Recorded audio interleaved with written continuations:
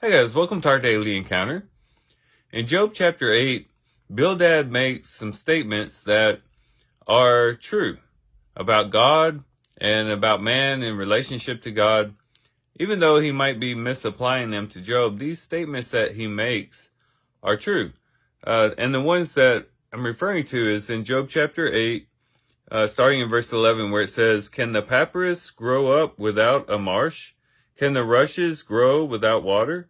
While it is still green and not cut down, yet it withers before any other plant. So are the paths of all who forget God, and the hope of the godless will perish." Here, Bildad makes a great statement. Just as the papyrus and the rushes need water to remain green, to remain alive, so does the human need to stay connected to God as his or her source of life. The papyrus needs the marsh, the rushes need the water, and we need the living God, who is our living water, who is our rich supply, the one who keeps us alive and green and vibrant. And this is a great principle for us to remember in life, that all the time we just need to stay connected to God, and specifically connected to Christ. In John chapter 15, in verse 6, it says, "If anyone does not abide in me," and this is Jesus speaking, "if anyone does not abide in me, he is thrown away as a branch and dries up, and they gather them and cast them into the fire, and they are burned." Here, Christ teaches us that we have to abide in Christ. If we don't abide in Christ, we become like a branch that's cut off from the tree.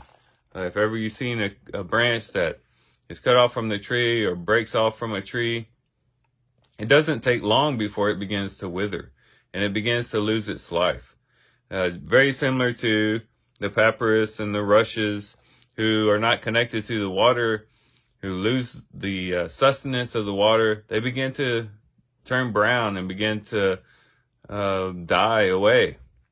And if we don't remain in Christ, this will be true for us spiritually.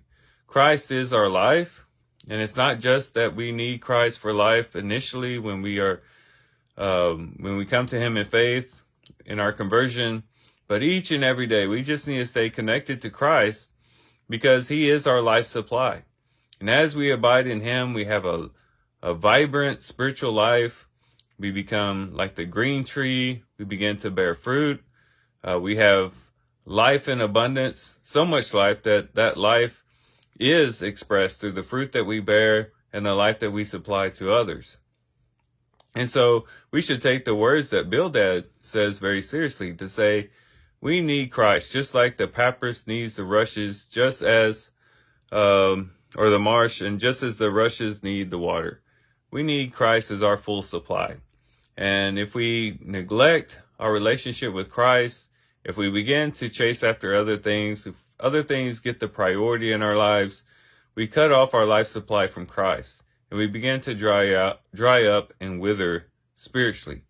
And that leads to all kinds of different problems, as then we become more susceptible to temptation.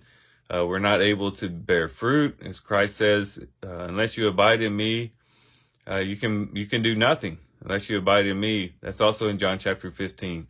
And so we need Christ for everything. We need Christ for our life. We need Christ for our bearing fruit.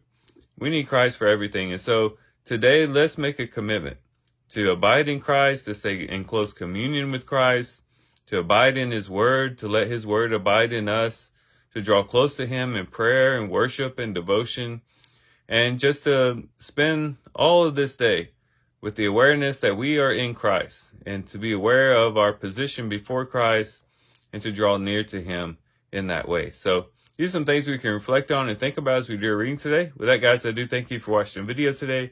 Hope you guys have a great day. Love you guys. God bless.